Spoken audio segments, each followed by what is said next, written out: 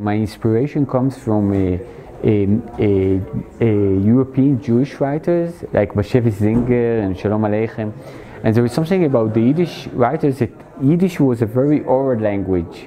So even though they wrote book, first and foremost they were storytellers.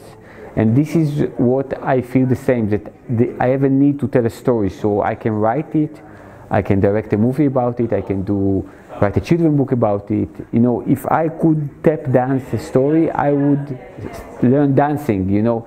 But the engine is not this wish to manufacture a book, it's more the wish to transform some kind of an emotion in the form of a developing plot, you know. So for me, I really feel that it's not this kind of a ultra-modern thing, it's more this kind of a connection to some kind of Jewish heritage.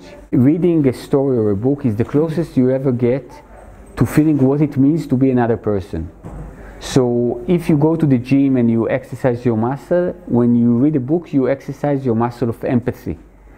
And I think that there is something about the safety of fiction that you can learn what it means to be somebody else without having this risk that you have in real life, that this discovery will hurt you, you know. You can know how it feels to live in a poor neighborhood without getting there and having the danger of being robbed, you know. So I really think that there is something about stories that are very important to our morality, because they take us out of this protective shell of just seeing life from one point of view and allow us to see the same reality from different point of views.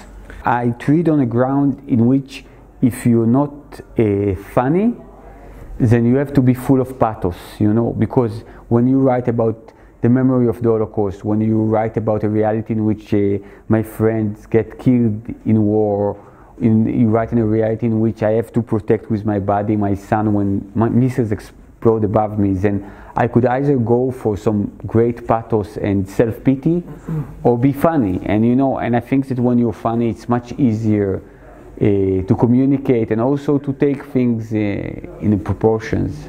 Humor sometimes has the almost similar effect to terrorism, because the idea is that terrorism is usually built on the fact that you cannot change reality, but you can shake it.